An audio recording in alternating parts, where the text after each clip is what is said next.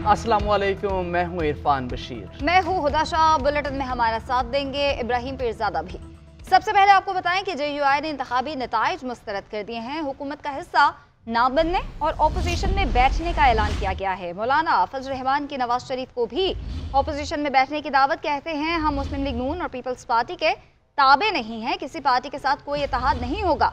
इंतखाबी धांधली ने 2018 के इलेक्शन का रिकॉर्ड तोड़ डाला। जी हाँ, कहा पार्लियामेंट अपनी अहमियत खो चुकी है, फैसले ऐवान में नहीं मैदान में होंगे, धांधली के खिलाफ तहरीक चलाएंगे।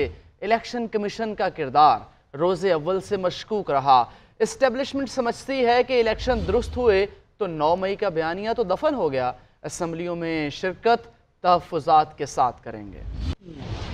3 बार के वज़ीर आज़म नवाज शरीफ इस बार वज़ीर आज़म बनने की दौड़ से बाहर। शहबाज शरीफ फेवरेट उम्मीदवार। दोनों भाइयों की वफाकी काबीना की तश्कील के हवाले से अहम मुलाकात। मुतवक्के वफाकी काबीना के लिए 25 अहम नामों पर गौर। MQM को 3 से 5 वफाकी वजारतें दिए जाने पर मामला ज़ेर बहस। मुलाकात में स्पीकर कौमी असम्बली के लिए यूसुफ रजा गिलानी का नाम सामने रखा गया।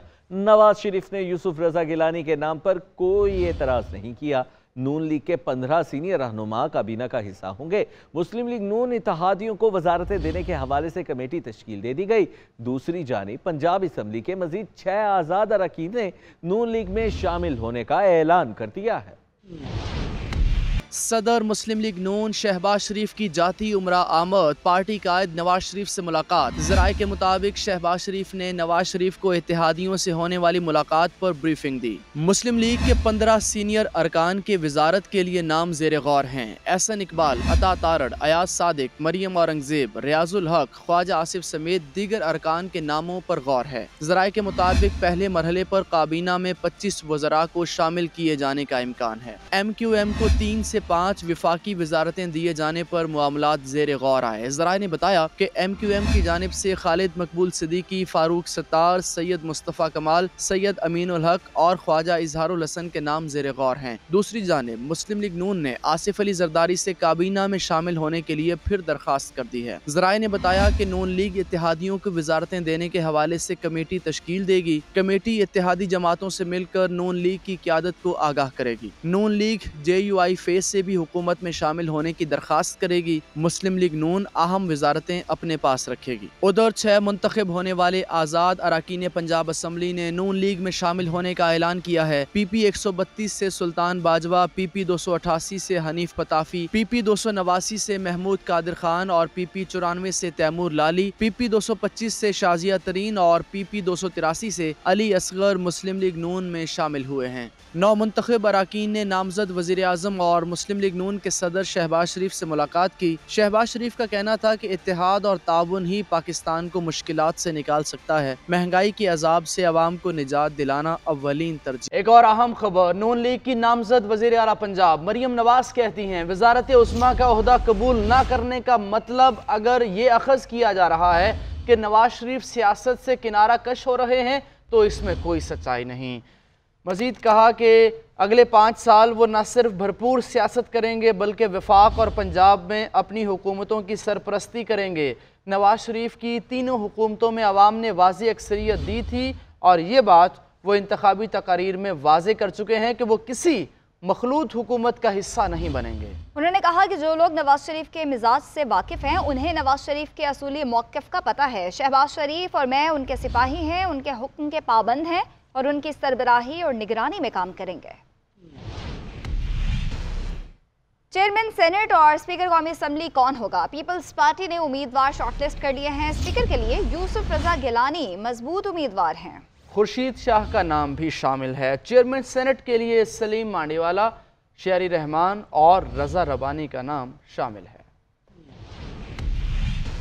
पाकिस्तान पीपल्स पार्टी और नून लीग की कमेटीज़ के दरमियान मुशावरती इजलास में महंगाई, बेरोज़गारी और गुर्बत से निजात के हवाले से तजावीज़ पेश की गईं। मुआशी, सियासी अमन व अमान और दहशतगर्दी के चैलेंजेस से निपटने के लिए मुस्तहकम जमहूरी हुकूमत की वक्त की ज़रूरत होने पर इत्तेफाक किया गया। दीगर हम ख्याल सियासी जमातों से मुशावरत के बाद मामलात को हतमी शक्ल दी जाएगी। साबिक वफाकी वज़ीर इसहाक डार ने एक्स पर पोस्ट लिखा کہ اجلاس کے شرکا نے اس بات پر اتفاق کیا ہے کہ ایک مستحکم جمہوری حکومت وقت کی اہم ضرورت ہے۔ جمعرات کو ایک اور سیشن ہوگا جس میں نون لیگ کے دیگر صوبوں کے نمائندے شریک ہوں گے۔ شیر افضل مروت کا آصف علی زرداری کی جانب سے رابطے کا انکشاف۔ کہتے ہیں رات 11 بجے آصف علی زرداری نے کچھ لوگوں کے ذریعے ان سے رابطہ کیا ہے۔ کہا کہ پیپلز پارٹی کی طرف سے ہمیں پیغام دیا گیا کہ ہماری ترجیح نون لیگ کی بجائے تحریک انصاف ہے۔ بانی پی ٹی آئی سے ملاقات میں رابطوں سے آگاہ کروں گا۔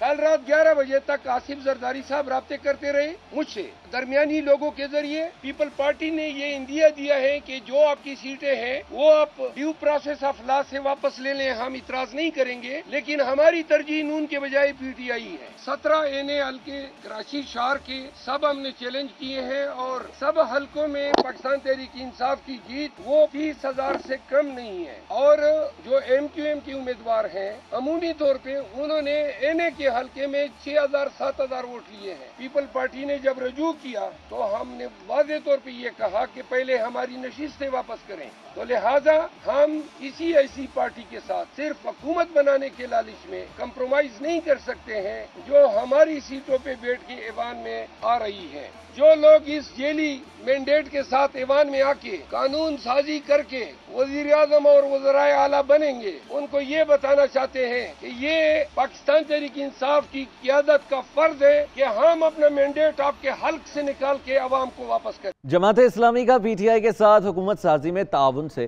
صاف انکار۔ لیاقت بلوچ کا کہنا ہے کہ پی ٹی آئی سے بات چیت وفاقی اور صوبائی دونوں حکومتوں سے متعلق تھی۔ ترجمان قیصر شریف کے مطابق پی ٹی آئی سے قومی سطح پر اشتراک عمل طے پایا تھا، لیکن تحریک انصاف نے اپنے موقف کو تبدیل کیا۔ پی ٹی آئی نے اپنے موقف میں کہا کہ جماعت اسلامی اپنا فیصلہ کرنے میں آزاد ہے۔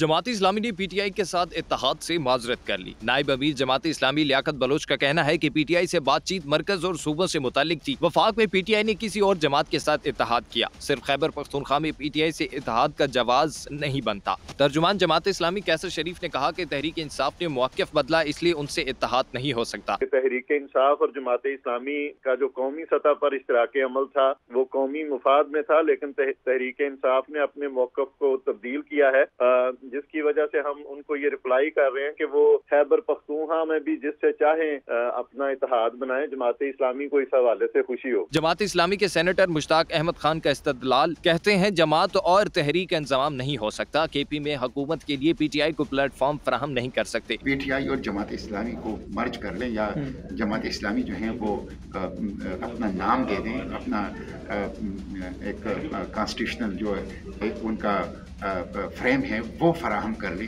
پی ٹی آئی کو۔ میں سمجھتا ہوں اس حوالے سے جماعت فیصلہ کر چکی کہ یہ نہیں ہوگا۔ ادھر جماعت اسلامی کے صوبائی امیر نے بھی پی ٹی آئی رابطوں کی تردید کر دی۔ پاکستان تحریک انصاف کے مرکزی صدر چودھری پرویز الہی کہتے ہیں کہ نواز شریف کے ساتھ شہباز شریف نے ہاتھ کھڑ دیا ہے۔ نواز شریف کا رہا سہا بھرم بھی خاک میں مل گیا، اب یہ عوام سے منہ چھپاتے پھر رہے ہیں۔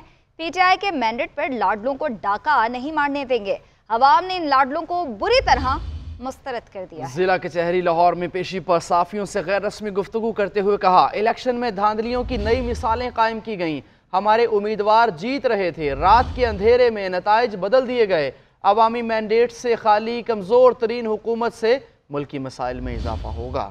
جمہوریت کی بحالی اور معاشی صورتحال کی بہتری کے لیے بانی پی ٹی آئی کو وزیر اعظم بنانا ہوگا۔ پنجاب اسمبلی کے 4 آزاد اراکین نے آئی پی پی میں شمولیت اختیار کر لی ہے۔ پی پی 284 تونسا سے حافظ طاہر کیسرانی، پی پی 270 مظفر گڑھ سے زاہد اسماعیل بھٹا، پی پی 296 راجن پور سے سردار اویس درشک اور پی پی 91 بھکر سے غضنفر عباس چھینا استحکام پاکستان پارٹی میں شامل ہو گئے۔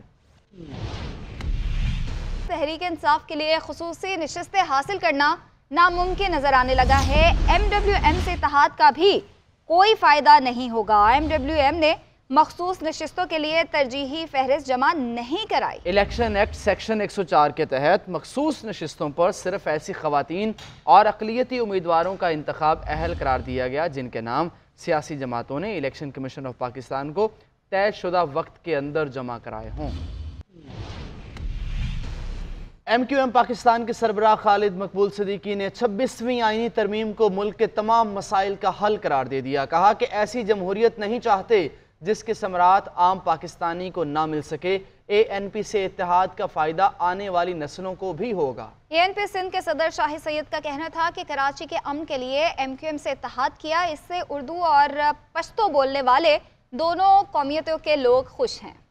26ویں ترمیم ہی واحد مسئلے کا حل ہے کہ ایسی جمہوریت جس کے ثمرات عام پاکستانی تک نہ پہنچے، اس جمہوریت کی پاکستان کو ضرورت ہے. اور ایک مستقل اور مکمل اور دیرپا امن کی دستاویز تحریر ہوئی ہے. اس کے اثرات آنے والی نسلوں تک انشاءاللہ تعالیٰ پہنچیں گے. کراچی کے امن کے خاطر یہ جو کام ہوا تھا ہم اس پہ خوش ہیں، سرخرو ہے، اور ہم یہ خوشخبری بھی دے رہے ہیں کہ ہمارے عوام جو نیچے ہے آپس میں، چاہے وہ اردو بولنے والا ہو چاہے پشتو بولنے والا، وہ بھی خوش ہے. ہمیں اچھے رسپانس آ رہا ہے، یہ خوشائن بات ہے.